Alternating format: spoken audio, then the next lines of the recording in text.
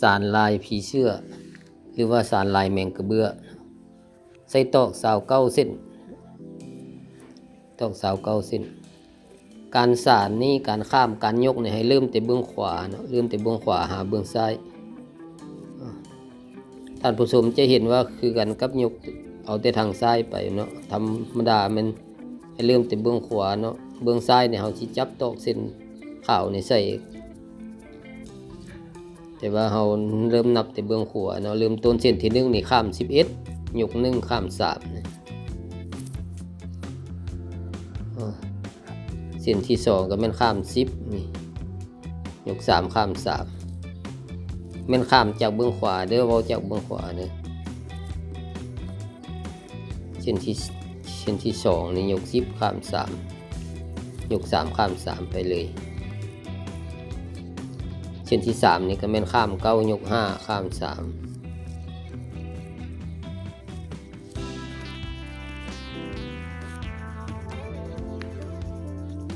ให้เริ่มจากเบื้องขวาเนาะเส้นที่4นี่ก็ข้าม8ยก3ข้าม1ยก3ข้าม3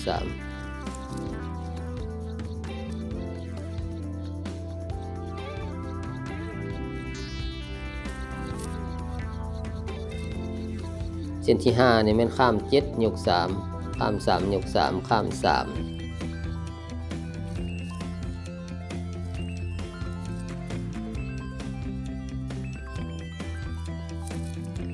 เส้นที่6ข้าม6ยก3ข้าม2ยก1ข้าม2ยก3ข้าม3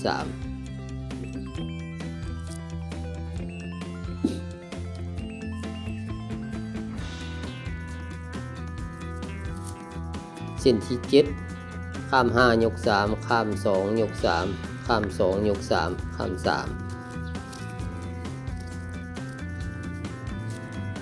ให้ลืมจากเบื้องขวาเด้อ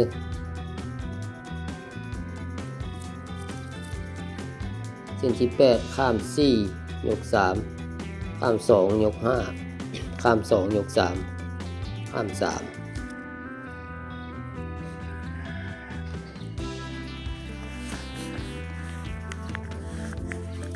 เส้นที่9ข้าม3ยก3ข้าม3ยก2ข้าม1ยก2ข้าม3ยก3ก็ข้าม3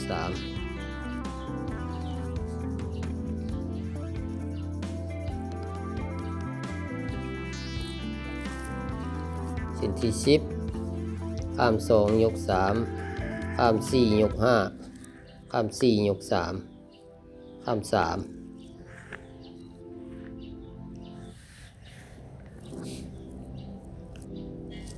เส้นที่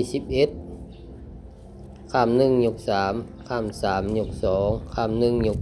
4ข้าม5ยก3ข้าม3เส้นที่12ยก3ข้าม3ยก4ข้าม1ยก3ข้าม3ยก1ข้าม2ยก3เส้นที่13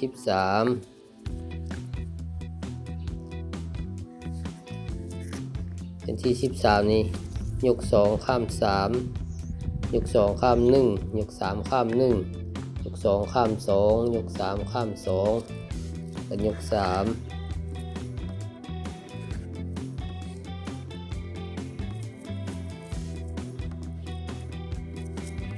เส้นที่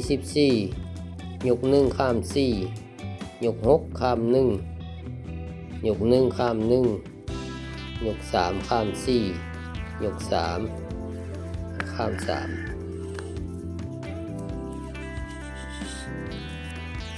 เส้นที่15ยก2ข้าม4ยก6ข้าม1ยก3ข้าม6ยก3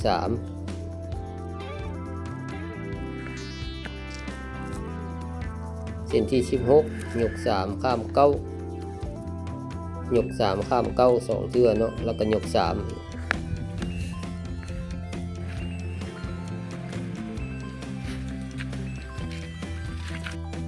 เส้นที่17 ยก3ข้าม7ยก3ข้าม1ยก7ข้าม2ยก3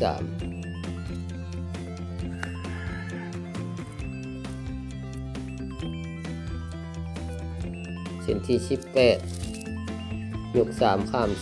2ยก7ข้าม1ยก1ข้าม1ยก7ข้าม2ยก3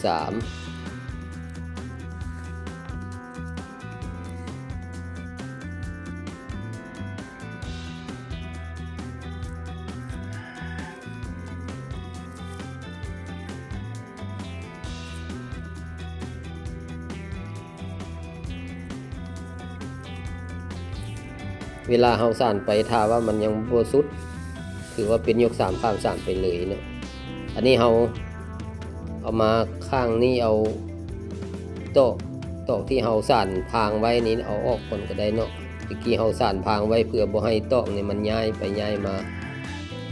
เอาออกเนาะเอาออกแล้วเฮาก็มาสานโต๊ะเส้นที่19นี่ยก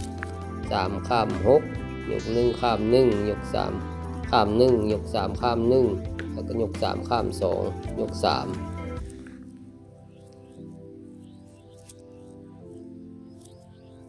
เส้นที่19ได้ยกหลายเนาะยกหลายข้ามหลายตัวบัดนี้เส้นที่20บัดนี้เนาะเส้นที่20นี่ยก3ข้าม5ยก1ข้าม1ยก4ข้าม1ยก5ข้าม2ยก3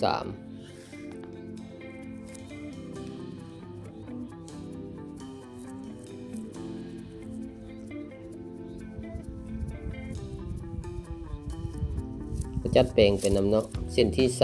21ยก3ข้าม4ยก1ข้าม1ยก5ข้าม1ยก3ข้าม2ยก3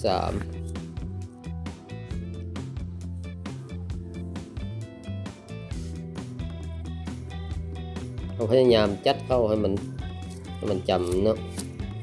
เส้นที่22ยก3ข้าม3ยก1ข้าม1ยก6ข้าม4ก็ยก3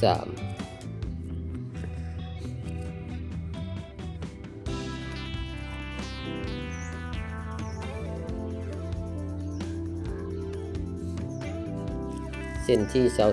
23ยก3ข้าม2ยก1ข้าม1ยก3ข้าม1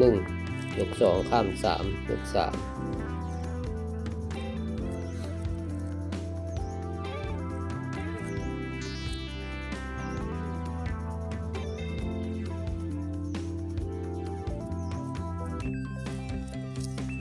เส้นที่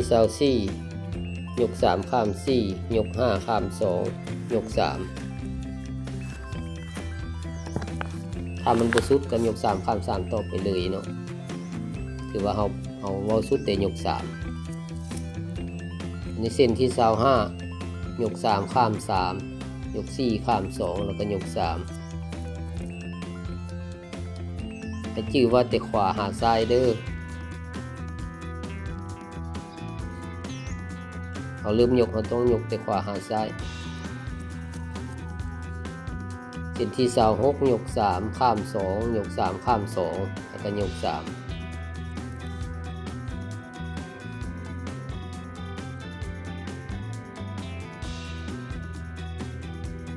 สังเกตเบิ่งบางเทื่อมันจานพิษเราก็ได้แปลงใหม่เนาะ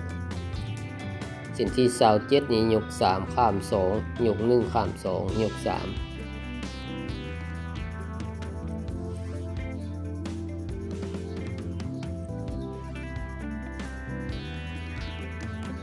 ก็ใกล้จะแล้วแหละ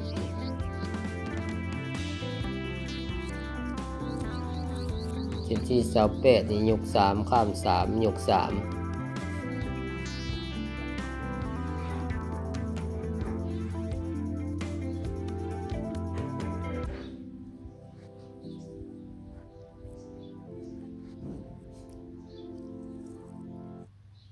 เส้นที่29ก็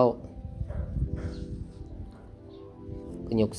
3ข้าม1ก็ยก3เนาะ3ข้าม1แล้วก็ยก3จะข้ามตัวเดียวเนาะนี่เนาะ29เส้น